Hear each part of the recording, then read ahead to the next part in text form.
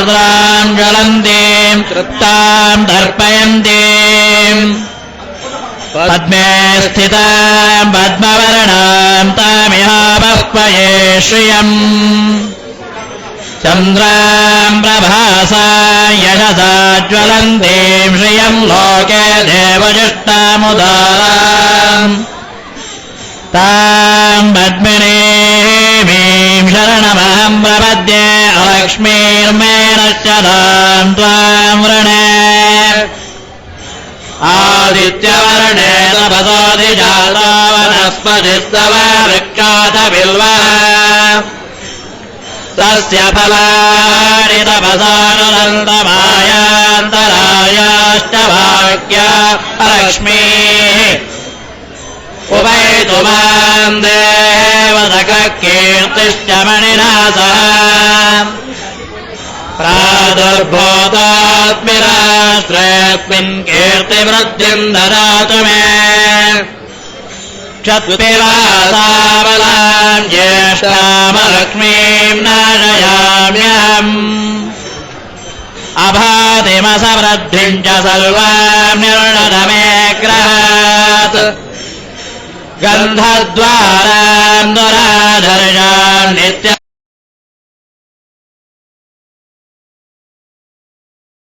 ईश्वरीम् सर्वभूतानाम् तामिहावह्वये श्रियम् मनसः कामवाकातिम् वाचः सत्यमशीमहे पशूनामलोपमन्नस्य वयिष्ठेश्वयता यशः कर्दमेन प्रजाबोधामयि सम्भव कर्दमा श्रियम् वादय मे कुले मातरम् पद्ममालिनीम् आपसृजन्तस्निग्धानि जिक्रेतवद मे गृहे निज देवे मातरम् श्रियम् वादय मे कुले आर्द्राम् पुष्करिणीम् पुष्टिम् सुवर्णाम् हेममालिनीम् सूर्यामिरण्मयीम् लक्ष्मीम् जातवेदो महावः ताम् महावः यष्टिम् पिङ्गलाम् पद्ममालिनीम् चन्द्रामिरण्मयीम् लक्ष्मीम् जातवेदो महावः ताम् महावः जातवेदो लक्ष्मीमनपगामिनीम् यस्यामिरण्यम् प्रबोधङ्गामादास्योऽस्मान् विन्देयम् पुरुषानहम्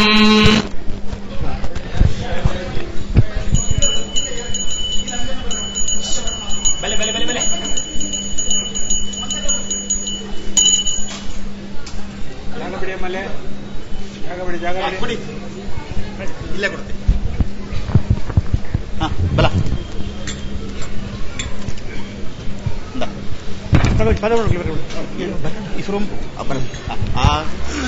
ಒಳ್ಳೆ ಗಣೇಶ್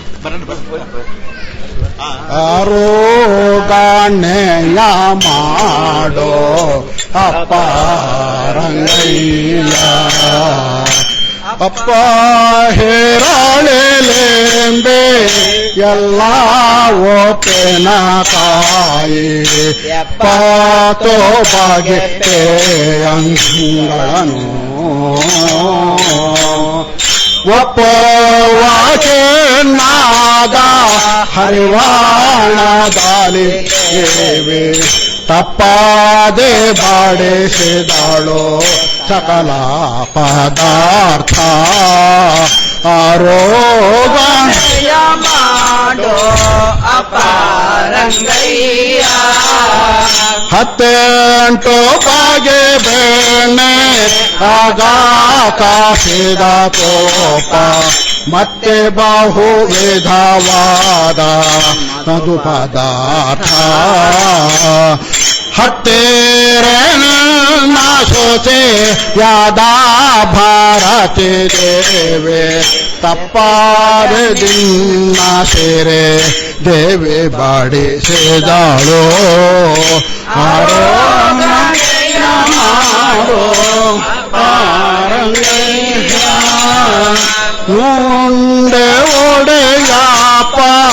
ಹೆಣ್ಣೋರಿಗೆ ದೇಯ ಬೆಲ್ಲ ಮಂಡಿಗೆಯು ಮೊದಲಾದ ಭಾಗ ಬೆಲ್ಲ ಸಕ್ಕರೆ ಹಾಲು ಬೆರಸಿ ಬಹು ವಿಧವಾದ ನಳಿನಾಕ್ಷಿ ಮಾಡಿದ ಪರಮಾನವು ರೋಗಣಯ ಮಾಡು ಅಪಾರಂಗೀಯ ಬೆಲ್ಲನಾದ ಜಾನ ಹೆಚ್ಚಿನ ಹೊಳೆಯನ್ನ ಚಿಲ್ಲಾರೆ ಬಾಹು ವಿಧದ ಚಿತ್ರಾನ್ನವು ಬೆಲ್ಲ ಸಕ್ಕರೆ ಹಾಲು ಬೆರಸಿ ಬಹು ವಿಧವಾದ ನಳಿನಾಕ್ಷಿ ಮಾಡಿದ ಪರಮಾನವೋ ಆರೋಗಣೆಯ ಮಾಡೋ ಅಪಾರಂಗಯ್ಯ ಸಿಹಿ ಮೊಸಾರೋ ಹೋಳೆ ಮೊಸಾರೋ ಸ್ಥಿರವಾದ ಕೆನೆ ಮೊಸಾರೋ ನೇಮದಾಲೆ ಮೇಣ ಸೋದಕ ಶುಂಠಿ ಪುಡಿಯೋ ವಾಮಾಲೋಚನೆ ತನ್ನ ವಾಗಿ ಪಾಕ್ವವ ಮಾಡಿ ರಾಮಚಂದ್ರಗೆ ಬೆಳ್ಳೆ ಬಟ್ಟಲಲ್ಲಿ ಬಾಡಿಸಿದಳು ಆರೋಗಣೆಯ ಮಾಡು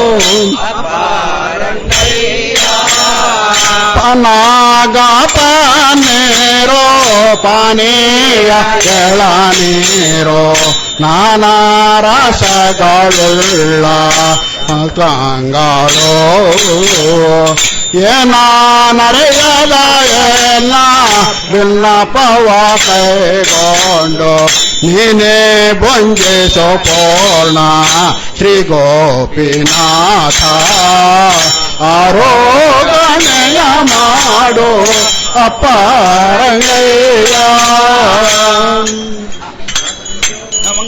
ಮಂಗಳ ನಾಮ ತುಗುತ್ತಾನ ಮುಳೆ ಅಂತ ತುಗುತ್ತ ಇಂದಿವರಾಜಾಗೆ ಭರಾಜ ವರದಾಗೆ ಇಂದಿರ ರಮಣ ಗೋವಿಂದ ಹರಿಗೆ ನಂದನ ಕಂದಾಗೆ ನವನೀತ ಚೋರಾಗೆ ಬೃಂದಾರ ಕೇಂದ್ರ ಉಡುಪಿಯ ಕೃಷ್ಣಗೆ ಮಂಗಳಂ ಜಯ ಜಯ ಮಂಗಳ ತೀರತೆ ವಾಸಾಗೆ ಜನ ಪಾಲಾಗೆ ಮರಣ ಪಡೆದ ಮಂಗಳ ಮೂರ್ತಿಗೆ ಚೆಲುವೆ ಗಂಗೆಯ ಪಡೆದ ಕಾರುಣ್ಯಾನಿಧಿ ಕೌಸ್ತುಭಧರಾಗೆ ಮಂಗಳಂ ಜಯ ಮಂಗಳ ವ್ಯಾಸವತಾರಾಗೆ ವೇದಾವತಾರಾಗೆ ವಾಸಿತಾನಂತ ಪದ ಸಕಲೇಶಾಗೆ ವಾಸುದೇವ ಮುಖ್ಯ ಪುರಂದರ ವಿಠಲಗೆ ದಾಸರ ಮಣಿ ರಮಣಗೆ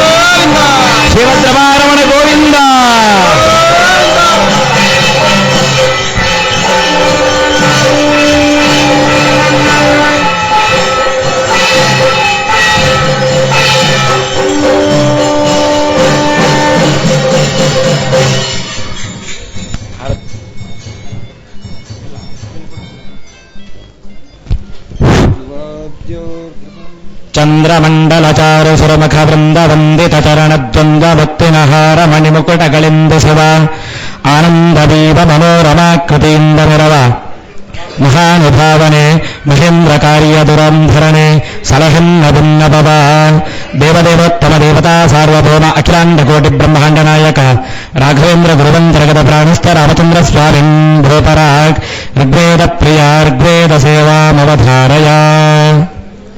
ಶ್ರೀಗುರುಭ್ಯೋ ನಮಃ. ಹರಿ ಓಂ.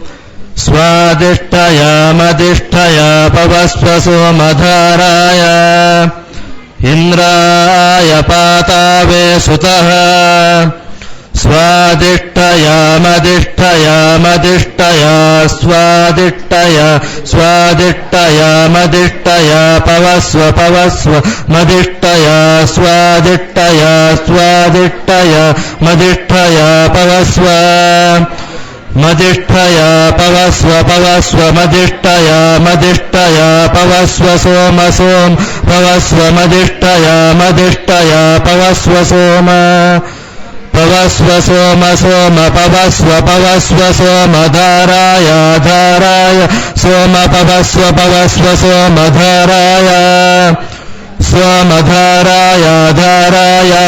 ಸೋಮ ಧಾರಾಯ ಧಾರಯೇತಿ ಧಾರಾಯ ಇಂದ್ರಾಯ ಪಾತಾವೇ ಇಂದ್ರಾಯೇಂದ್ರ ಪಾತಾವೇ ಸುತ ಪಾತಾವೈಂದ್ರ ಇಂದ್ರಾಯ ಪಾತಾವೇ ಸುತ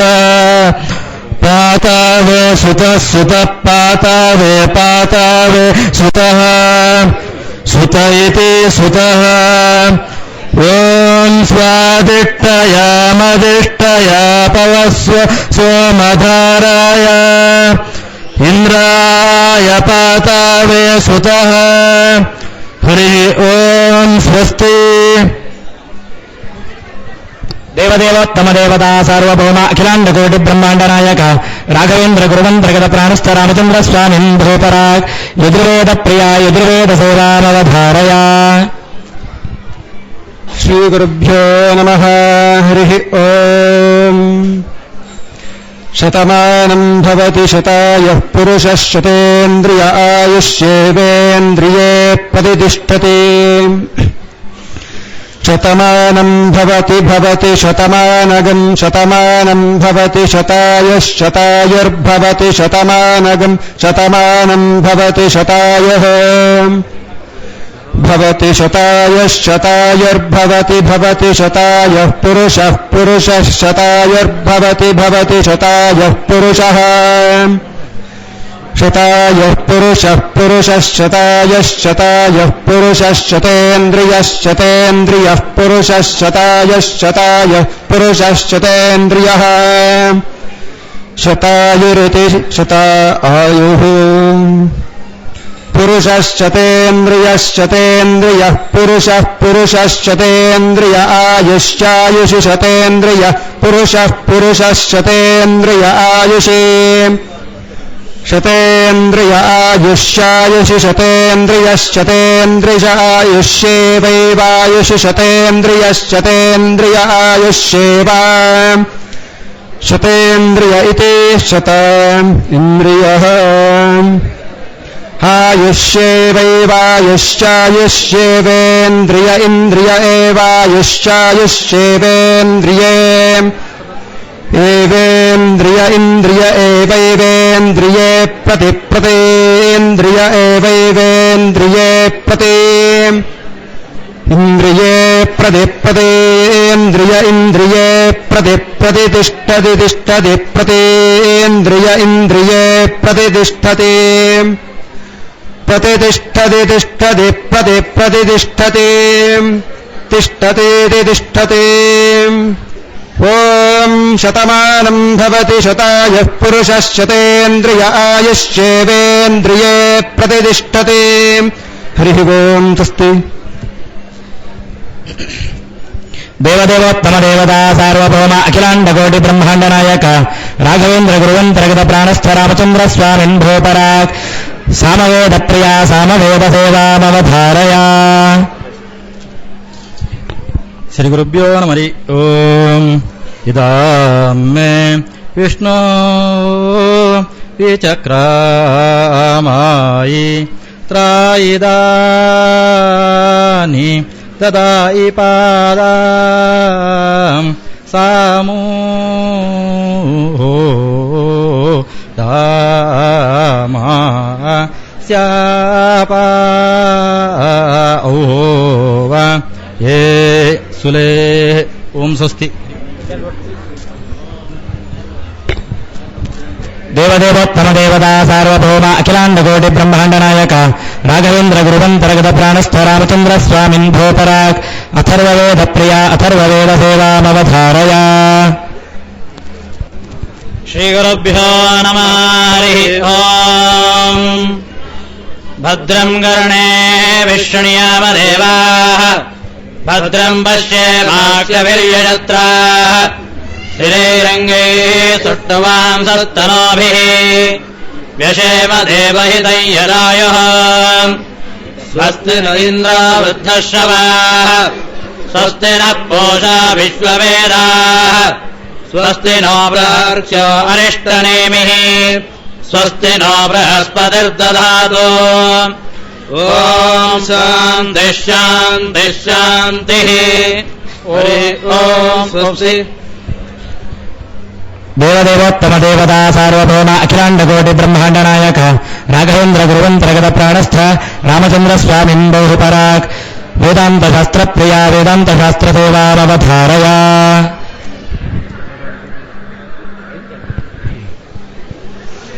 ಶ್ರೀ ಗುರುಭ್ಯೋ ನಮಃ ಹರಿಃ ಓಂ ಸ್ವತಂತ್ರಂ ಅಸ್ವತಂತ್ರಂ ಚ ದ್ವಿವಿಧಂ ತತ್ವಮಿಷ್ಯತೆ ಸ್ವತಂತ್ರೋ ಭಗವಾನ್ ವಿಷ್ಣುಃ ಭಾವಾಭಾವೋದ್ವಿದೇತರತ ಮುಕ್ಷುಣ ಖಲು ಪರಮಾತ್ಮ ಜಗದುದಯಾದ ನಿಮಿತ್ತತ್ವೇನ ಅವಶ್ಯಂ ಅವಗಂತವ್ಯಮಿತಿ ಸಕಲ ಸಚ್ಚಾಸ್ತ್ರಾಣಾಂ ಅಭಿಪ್ರತಿಪನ್ನಃ ಅರ್ಥಃ ಇದಂಚ ಆವಾಂತರಭೇದ ಭಿನ್ನಸ್ಯ ಜಗತಃ ವಿಜ್ಞಾನಂ ಅಪೇಕ್ಷತೆ ಇತಿ ಜಗದಪಿ ತಥಾ ಅವಗಂತವ್ಯಂ ಏತದರ್ಥಮೇವ ಬ್ರಹ್ಮಸೂತ್ರೇ ಓಂ ಜನ್ಮಾದ್ಯಸ್ಯೈತಃ ಓಂ ಇತಿ ಸೂತ್ರೇಣ ಉಕ್ತಂ ಯಥಾ ನಹಿ ಶುಕ್ತಿರಜತಂ ನಹಿ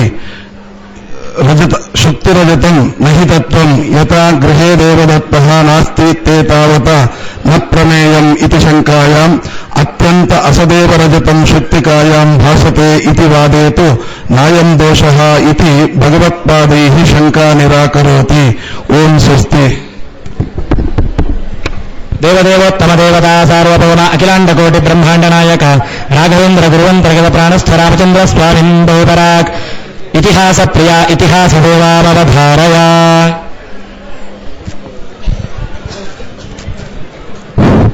सत्येन भक्त्या च विरक्तिमत्या मत्या च धृत्या च तपस्यया च हारान रामेति सदोपगायन् प्रभञ्जनिः किं पुरुषेषु रेमे ओम स्वस्ति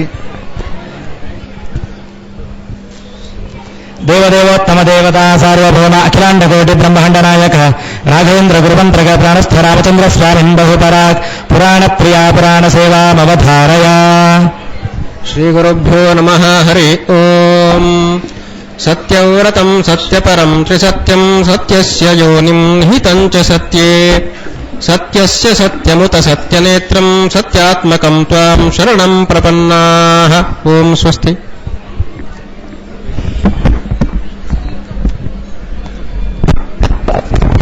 देवदेवोत्तम देवता सार्वभौम अखिलांडकोटि ब्रह्मांड नायक राघवेंद्र गुरुवंतर्गत प्राणस्थ रामचंद्र स्वामिन् बहुपराक्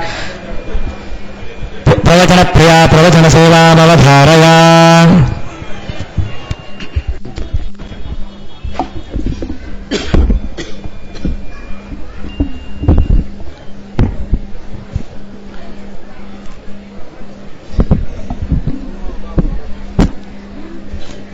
व्यासाय भवनाशाय श्रीशाय गुणराशये हृद्याय शुद्धविद्याय मध्वाय च नमो नमः। आपादमौलिपर्यन्तं गुरूणामाकृतिं स्मरेत् तेन विघ्नाः प्रणश्यन्ति सिद्ध्यन्ति च मनोरथाः। श्रीगुरुभ्यो नमः। ಯದಾದಿತ್ಯ ಗತಂ ತೇಜಃ ಜಗದ್ಭಾಸಯತೆ ಕಿಲಂ ಯಚ್ಚಂದ್ರಮಸಿ ಯಚ್ಚಾಗ್ನೋ ತತ್ತೇಜೋ ವಿದ್ಧಿಮಾಮಕಂ. ನಮ್ಮ ಸಂಪ್ರದಾಯದಲ್ಲಿ ದೀಪ ಹಚ್ಚಿ ಕಾರ್ಯಕ್ರಮ ಮಾಡುವಂತಹದ್ದು ಅನೂಚಾನವಾಗಿ ಬಂದದ್ದು. ದೀಪ ನಂದಿಸಿ ಹುಟ್ಟುಹಬ್ಬ ಆಚರಣೆ ಮಾಡುವ ಮೌಢ್ಯ ನಂಬಿಕೆ ನಮ್ಮಲ್ಲಿ ಇಲ್ಲ. ನಮ್ಮಲ್ಲಿ ಯಾವುದಿದ್ರೂ ಕೂಡ ಅರಿತು ಮಾಡುವ ನಂಬಿಕೆಗಳೇ ಹೊರತು ಅಜ್ಞಾನದಿಂದ ಅಂಧಶ್ರದ್ಧೆಯಿಂದ ಮಾಡುವ ಕಾರ್ಯಕ್ರಮ ಯಾವುದೂ ನಮ್ಮ ಹಿಂದೂ ಸಂಸ್ಕೃತಿಯಲ್ಲಿ ಇಲ್ಲ. ಏನಿದ್ರೂ ದೀಪ ಹಚ್ಚುವಂತಹದ್ದು. ಮಗು ಬೆಳೆಯುವಾಗ ಈ ದೀಪ ಉರಿದ ಹಾಗೆ ಬೆಳೀತಾ ಬರಬೇಕು ಅಂತ ನಮ್ಮ ಚಿಂತನೆ. ದೀಪವನ್ನು ನಂದಿಸಿದ್ರೆ ಈ ಮಗು ಇದರ ಒಳಗಿದ್ದ ಜ್ಞಾನ ನಂದಿ ಹೋಗಲಿ ಅನ್ನುವಂತಹದ್ದು ಇದು ಮೂಢನಂಬಿಕೆ ಹೊರತು ನಿಜವಾದ ನಂಬಿಕೆ ಅಲ್ಲ. ನಮ್ಮ ಹಿಂದೂಗಳ ನಂಬಿಕೆ ಅಂತಂದ್ರೆ ಇದು ಶ್ರದ್ಧಾಮಯವಾಗಿರತಕ್ಕಂಥದ್ದು. ದೀಪ ಹಚ್ಚಿ ದೇವರ ಒಳಗೆ ಪ್ರವೇಶ ಮಾಡಬೇಕಾದ್ರೆ ದೀಪ ಹಚ್ಚುತ್ತೇವೆ. ವಿದ್ಯುತ್ ಇರಬಹುದು, ಎಲೆಕ್ಟ್ರಿಸಿಟಿ ಇರಬಹುದು, ಆದರೆ ನಮಗೆ ದೀಪ ಹಚ್ಚದ ದೇವರ ಪೂಜೆ ಪ್ರಾರಂಭ ಮಾಡುವುದು ನಮ್ಮಲ್ಲಿ ಸಂಪ್ರದಾಯ ಇಲ್ಲ. ಇವತ್ತು ಈ ಕಾರ್ತೀಕ ಮಾಸದಲ್ಲಿ ಹಣತೆಯಲ್ಲಿ ಎಣ್ಣೆ ಹಾಕಿ ಬತ್ತಿ ಹಾಕಿ ಅದಕ್ಕೆ ದೀಪ ಹಚ್ಚಿ ನಾವು ಬೆಳಗಿಸುತ್ತೇವೆ. ಕೋಟಿ ದೀಪ, ಲಕ್ಷ ದೀಪ, ನಮ್ಮ ಯೋಗ್ಯತೆಗೆ ಅನುಗುಣವಾಗಿ 10 ದೀಪಗಳನ್ನು ನಾವು ದೇವರ ಮುಂದೆ ಹಚ್ಚಿಡ್ತೇವೆ. ನಾವು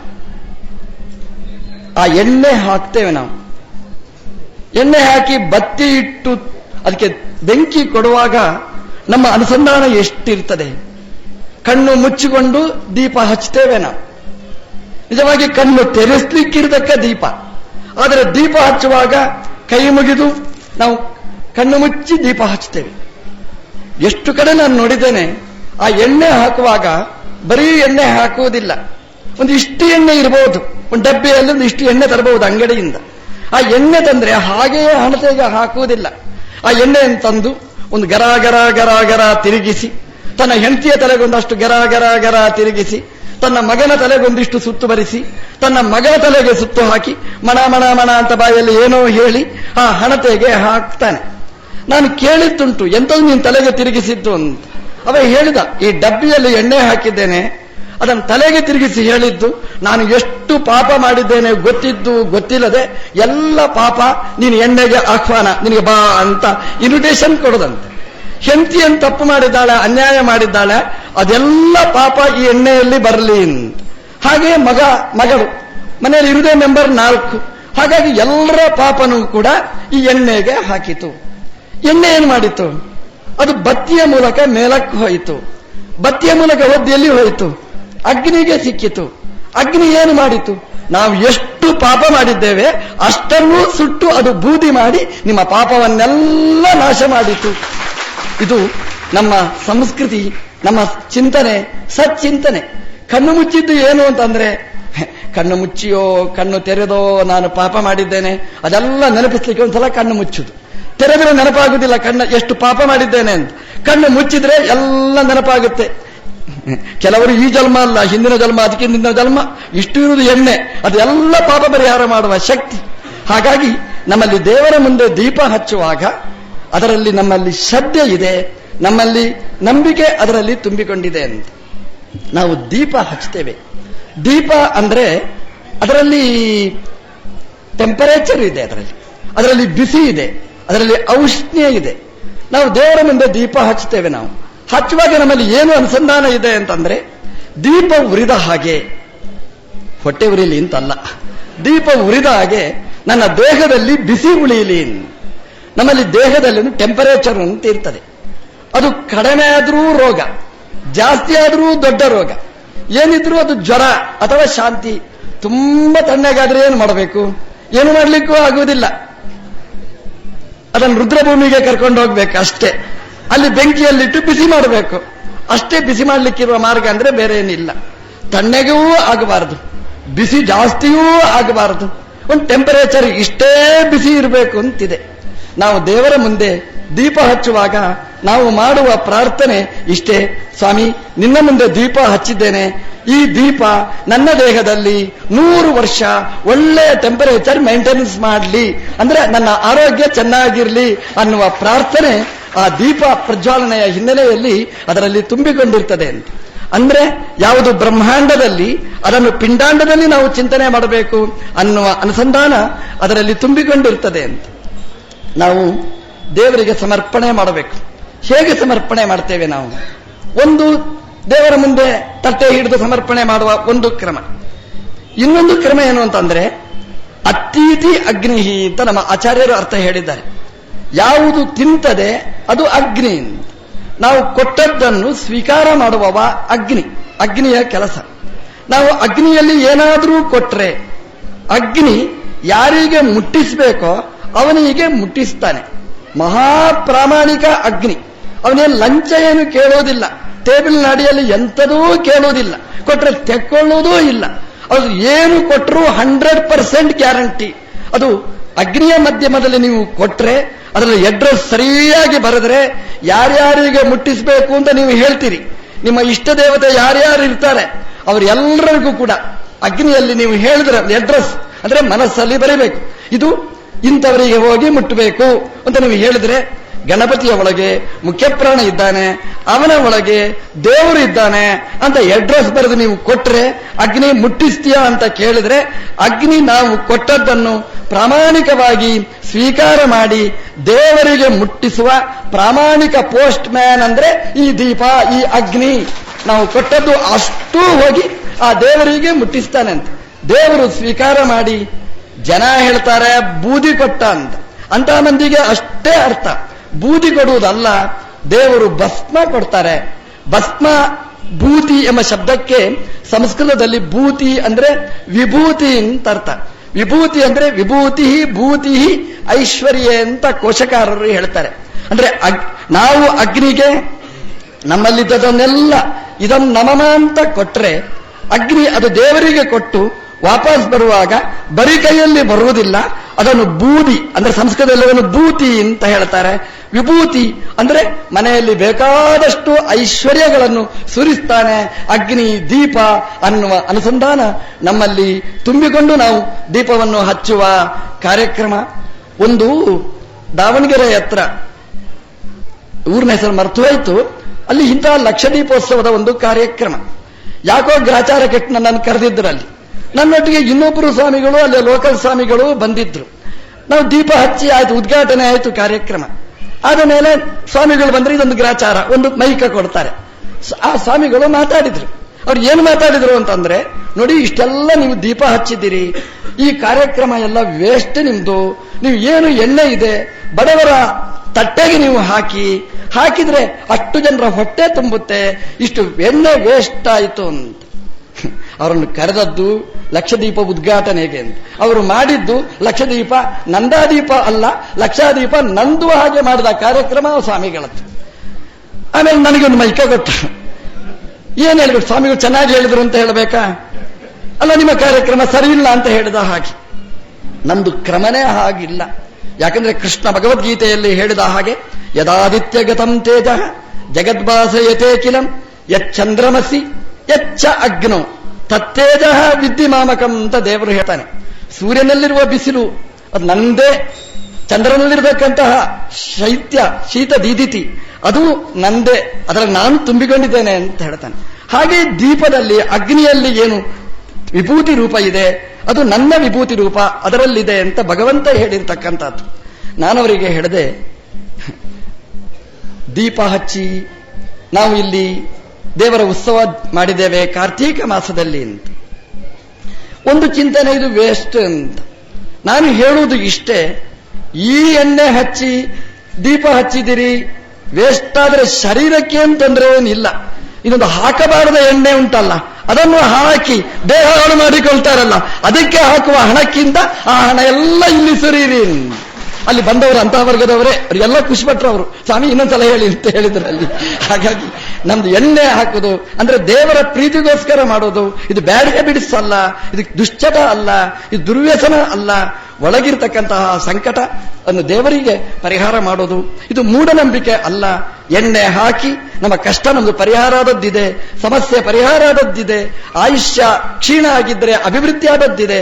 ಹಾಗಾಗಿ ಇದು ಒಳ್ಳೆಯ ಕಾರ್ಯಕ್ರಮ. ಈ ದೀಪದ ಉತ್ಸವದ ಈ ಪರ್ವಕಾಲದಲ್ಲಿ ನಾವು ದೀಪ ಹಚ್ಚಿ ದೇವರಲ್ಲಿ ಮಾಡುವ ಪ್ರಾರ್ಥನೆ ಇಷ್ಟೇ. ಸ್ವಾಮಿಯಲ್ಲಿ ಎಣ್ಣೆ ಹಾಕಿದ್ದೇನೆ. ಎಣ್ಣೆ ಅಂದ್ರೆ ಅದು ಸ್ನೇಹದ ಪದಾರ್ಥ, ಅಂದ್ರೆ ಅದು ಜಿಡ್ಡಿನ ಪದಾರ್ಥ. ಅದು ಸ್ನೇಹ. ಜಿಡ್ಡು ಅಂದ್ರೆ ಏನು ಗೊತ್ತೋ? ಈ ಅಷ್ಟಮಿ ದಿವಸ ಉಂಡೆ ಮಾಡ್ತಾರೆ ನೋಡಿ. ಉಂಡೆ ಮಾಡುವುದಾದ್ರೆ, ನಾನು ಅಷ್ಟಮಿ ಅಂತ ಯಾಕೆ ಹೇಳಿದ್ದಂದ್ರೆ, ನಿಮ್ಮೆಲ್ಲ ನಿತ್ಯ ಉಂಡೆ ಮಾಡುವವರು. ಅಷ್ಟಮಿಯಲ್ಲ ಉಡುಪಿಯ ಸಂಪ್ರದಾಯ ಪ್ರಕಾರ ಬಾಲಕೃಷ್ಣನಿಗೆ ಉಂಡೆ ಕಟ್ಟಬೇಕಾದ್ರೆ ಸ್ವಾಮಿಗಳೇ ಹೋಗಿ ಉಂಡೆ ಕಟ್ಟಿ ಕೃಷ್ಣನಿಗೆ ಸಮರ್ಪಣೆ ಮಾಡುವ ಸಂಪ್ರದಾಯ ಉಡುಪಿಯಲ್ಲಿ ಇವತ್ತೂ ಇದೆ. ಹಾಗಾಗಿ ನಾನು ಅಷ್ಟಮಿ ದಿವಸ ಉಂಡೆ ಅಂತ ಹೇಳಿದ್ರೆ, ಇದೇನು ಅಷ್ಟಮಿ ದಿವಸ ಉಪವಾಸ ಕೊಡಬೇಕು, ಉಂಡೆಯನ್ನು ಸ್ವಾಮಿಗಳು ಹೇಳ್ತಾರೆ ಅಂತ ನೀವು ಚಿಂತೆ ಮಾಡಬೇಡಿ. ಅದು ಆ ಅಷ್ಟಮಿ ದಿವಸ ದೇವರಿಗೆ ಸಮರ್ಪಣೆ ಮಾಡುವಾಗ ಉಂಡೆ ಕಟ್ಟಬೇಕಾದ್ರೆ, ನಮಗೆಲ್ಲ ಉಂಡೆ ಕಟ್ಟಿ ಅಭ್ಯಾಸ ಇಲ್ಲ, ಉಂಡು ಅಭ್ಯಾಸ ಅಷ್ಟೇ. ಆದ್ರೆ ಅಲ್ಲಿ ಆ ಉಂಡೆ ಕಟ್ಟಬೇಕಾದ್ರೆ ಹಿಟ್ಟು ಸೇರುವುದಿಲ್ಲ. ಸೇರ್ಬೇಕಾದ್ರೆ ತುಪ್ಪ ಇಟ್ಟಿರ್ತಾರೆ. ತುಪ್ಪ ಹಚ್ಚಿಕೊಂಡು ಅದನ್ನು ಉಂಡೆ ಕಟ್ತೇವೆ. ನೋಡಿ ಎಷ್ಟು ಆಶ್ಚರ್ಯ ಅಂತಂದ್ರೆ, ಆ ಹಿಟ್ಟು ಸಕ್ಕರೆ ಅದು ಬೇರೆ ಬೇರೆ ಬೇರೆ ಬೇರೆ ಬೇರೆ ಆಗಿರ್ತದೆ. ಒಂದ್ಸಲ ನೀವು ಆ ತುಪ್ಪ ಹಚ್ಚಿದ್ರೆ ಆ ಅಷ್ಟೂ ಹಿಟ್ಟು ಕೂಡ ಅದು ಒಟ್ಟಾಗಿ ಬಿಡುತ್ತೆ ನೋಡಿ. ಅಂದ್ರೆ ಬಿಕ್ಕಟ್ಟಾದ್ದನ್ನು ಒಕ್ಕಟ್ಟು ಮಾಡುವ ಕಾರ್ಯಕ್ರಮ, ಅದಕ್ಕೆ ಮೂಲ ಕಾರಣ ಆ ತುಪ್ಪ. ಆ ತುಪ್ಪ ಹಚ್ಚಿದ್ರೆ ಹೇಗೆ ಅಷ್ಟು ಹಿಟ್ಟು ಒಟ್ಟಾಗಿ ಒಂದು ಉಂಡೆ ಆಯಿತೋ, ಸ್ವಾಮಿ ನಾನೊಂದು ಕಡೆ ಇದ್ದೇನೆ, ನೀನೊಂದು ಕಡೆ ಇದೆ, ನಮ್ಮ ಪರಿವಾರ ಒಂದು ಕಡೆ ಇದೆ, ನನ್ನ ಈ ಸ್ನೇಹದಿಂದ ನಮ್ಮೆಲ್ಲರನ್ನೂ ಒಟ್ಟು ಮಾಡು ಅನ್ನುವ ಪ್ರಾರ್ಥನೆ ಆ ತುಪ್ಪದ ಜಿಡ್ಡಿನ ಸ್ನೇಹದಲ್ಲಿ ತುಂಬಿಕೊಂಡಿರತಕ್ಕಂತಹದ್ದು. ಹಾಗಾಗಿ ಅದರಲ್ಲಿ ನಾವು ತುಪ್ಪ ಹಾಕುವುದಲ್ಲ, ನಮ್ಮ ಸ್ನೇಹವನ್ನು ಅದರಲ್ಲಿ ನಾವು ಸುರಿಸಬೇಕು. ತುಪ್ಪ ಹಾಕುವಾಗ ನಮ್ಮ ಒಳಗಿನ ಮಾನಸ ಸ್ನೇಹವನ್ನು ಅದರಲ್ಲಿ ತುಂಬಿಸಬೇಕು.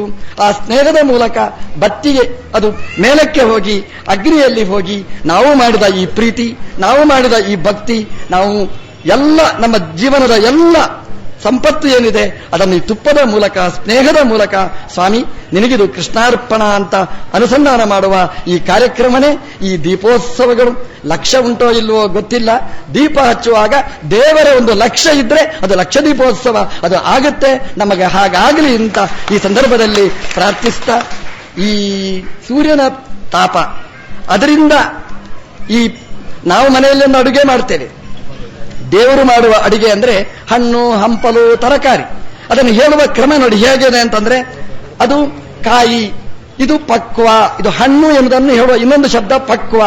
ಪಕ್ವ ಅಂದ್ರೆ ಪಾಕ ಆದದ್ದು, ಪಾಕ ಅಂದ್ರೆ ಅಡುಗೆ ಆದದ್ದು. ಅಡುಗೆ ಆಗಬೇಕಾದ್ರೆ ಬೆಂಕಿ ಬೇಕು. ಯಾವುದಂದ್ರೆ ಆ ಸೂರ್ಯಮಂಡಲದ ಬೆಂಕಿ, ಭಗವಂತನ ದೀಪ, ಅದರಿಂದ ಆದ ಹಣ್ಣು, ತರಕಾರಿ ಅದನ್ನೆಲ್ಲ ಇಲ್ಲಿ ಜೋಡಿಸಿ ದೇವರನ್ನು ಇಟ್ಟು ಪೂಜೆ ಮಾಡುವ ಕಾರ್ಯಕ್ರಮ. ಇಷ್ಟು ಹಣ್ಣುಗಳನ್ನು ನೀವು ನೋಡಬೇಕಾದ್ರೆ ಮಲ್ಲೇಶ್ವರದ ಮಾರ್ಕೆಟಲ್ಲೆಲ್ಲ ನೋಡ್ಲಿಕ್ಕೆ ನಿಮಗೆ ಸಾಧ್ಯ ಇಲ್ಲ. ಇದನ್ನು ನೋಡಬೇಕಾದ್ರೆ ರಾಯರ ಸನ್ನಿಧಾನದಲ್ಲಿ, ರಾಮದೇವರ ತೋಟದಲ್ಲಿ ಮಾತ್ರ ನೀವು ಇವತ್ತು ಇದನ್ನು ಈ ಕಾಲದಲ್ಲಿ, ಏಕಕಾಲದಲ್ಲಿ ನೀವು ನೋಡ್ಲಿಕ್ಕೆ ಸಾಧ್ಯ. ಇಡೀ ಪ್ರಪಂಚ ಸುತ್ತಾಡಿದರೆ ಇಂತಹದ್ದು ಲಕ್ಷ ಲಕ್ಷ ಅನಂತ ಪದಾರ್ಥಗಳು ಭಗವಂತನ ಸೃಷ್ಟಿಯಲ್ಲಿದೆ. ಇದೊಂದು ಸ್ಯಾಂಪಲ್ ಅಷ್ಟೇ. ನಾವು ಹೋದಲ್ಲೆಲ್ಲ ನಾವು ನೋಡಬೇಕಾದ್ದು, ಸ್ವಾಮಿ ನಿನ್ನ ಸೃಷ್ಟಿ. ಒಂದು ಮನೆಯಲ್ಲಿ ಒಂದಿಷ್ಟು ಗೊಜ್ಜು ಮಾಡಿದ್ರೆ ನಾನು ಅಡಿಗೆ ಮಾಡಿದೆ ಅಂತ ನಾವು ಬೀಗ್ತೇವೆ. ದೇವರು ಮಾಡಿದ ಅಡಿಗೆ ಅನಂತ ಅನಂತ ಅನಂತ ಪ್ರಪಂಚದಲ್ಲಿ ಇದೆ. ಅದನ್ನು ದೇವರಿಗೆ ಸಮರ್ಪಣೆ ಮಾಡಲಿಕ್ಕೋಸ್ಕರ ಇಂತಹ ಹಣ್ಣಿನ ತರಕಾರಿಯ ತೋಟದಲ್ಲಿ ಭಗವಂತನಿಟ್ಟು ಪೂಜೆ ಮಾಡುವ ಕಾರ್ಯಕ್ರಮ. ನನ್ನ ಜೀವನದ ಹಣ್ಣು, ನನ್ನ ಜೀವನದ ತರಕಾರಿ ಎಲ್ಲ ನಿನಗೆ ಸಮರ್ಪಿತ ಅಂತ ಅನುಸಂಧಾನ ಮಾಡುವ ಈ ಮಂಟಪದ ಈ ಪೂಜೆಯಲ್ಲಿ ನಮ್ಮ ಕಟೀಲಿನ ಆಸರಣರು ಬಂದು ಬೆಳಗ್ಗಿನಿಂದ ರಾತ್ರಿ ತನಕ ಕೂತು ಒಂದನ್ನು ತೆಗೆಯುವುದು, ಒಂದನ್ನು ಇಡುವುದು, ಇಟ್ಟು ಈ ಕಟೀಲಿನ ದುರ್ಗಾಪರಮೇಶ್ವರಿಯ ಪೂಜೆ ಮಾಡುವ ಅನಂತ ಆಸರಣ ನಮ್ಮ ಜೊತೆಗಿದ್ದಾರೆ. ಅದನ್ನು ಕೂಡಿಸಿ ಇಂತಹ ಭವ್ಯವಾದ ಮಂಟಪವನ್ನು ನಮಗೆ ಮಾಡಿಸಿ ಕೊಟ್ಟಿದ್ದಾರೆ. ಈ ಉತ್ಸವದಲ್ಲಿ ಎಲ್ಲ ನೀವು ಭಾಗವಹಿಸಿದ್ದೀರಿ. ಒಬ್ಬೊಬ್ಬರು ಒಂದೊಂದು ರೀತಿಯಿಂದ ಸೇವೆ ಮಾಡಿದ್ದಾರೆ.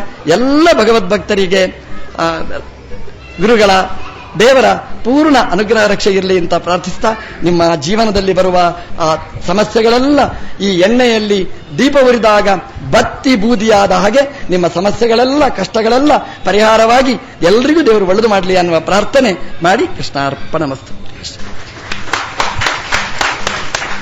ದೇವದೇವೋತ್ತಮ ದೇವತಾ ಸಾರ್ವಭೌಮ ಅಖಿಲಾಂಡ ಕೋಟಿ ಬ್ರಹ್ಮಾಂಡ ನಾಯಕ ರಾಘವೇಂದ್ರ ಗುರುವಂತರ್ಗತ ಪ್ರಾಣಸ್ಥ ರಾಮಚಂದ್ರ ಸ್ವಾಮಿ ಭೋಪರಾಗ್ ಸಂಗೀತ ಪ್ರಿಯ ಸಂಗೀತ ಸೇವಾಮವಧಾರಯ.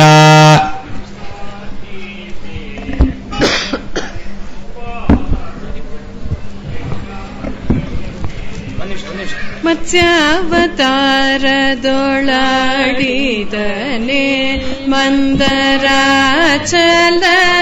ಬೆನ್ನೊಳಗಾಂತವನೇ ಅಚ್ಚ ಸುಕರನಾಗಿ ಬಾಳಿದನೆ ಮಾದ ಹೆಜ್ಜೆ ಹಿರಣ್ಯಕನ ಸೀಳಿದನೆ ರಾಮ ಗೋವಿಂದ ಹರೇ ಕೃಷ್ಣ ದಾಮೋದರ ಹರಿ ವಿಷ್ಣು ಮುಕುಂದ ರಾಮ ಗೋವಿಂದ ಹರೇ ಗೋವಿಂದ ಹರೇ ಬಲಿಯೋಳು ದಾನವ ಬೇಡಿದನೆ ಛತ್ರಕುಲವ ಬಿಡದೆ ಕ್ಷಯ ಮಾಡಿದನೆ ಜಲನಿಧಿಗೆ ಬಿಲ್ಲನು ಹೂಡಿದನೆ ಕಾಮ ಕೊಲಿದು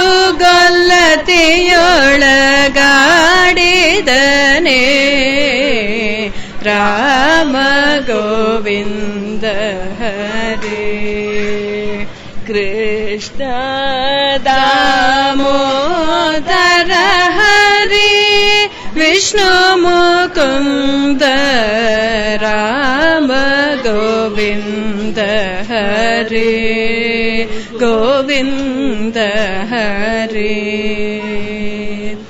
ಸಾಧಿಸಿ ತ್ರಿಪುರರಗೊಲಿದವನೇ ಪ್ರತಿವಾದಿಸಿ ಹಯವೇರಿ ನಲಿದವನೇ ಬೇದದಿ ವಿಶ್ವವಗೊಲಿದವನೇ ಬಣದಾದಿ ಕೇಶವನ ಮಗೊಲಿದವನೇ ರಾಮ ಗೋವಿಂದ ಹರೇ ಕೃಷ್ಣ ದಾಮೋದರ ಹರಿ ವಿಷ್ಣು ಮುಕುಂದ ರಾಮ ಗೋವಿಂದ ಹರೇ ಗೋವಿಂದ ಹರೇ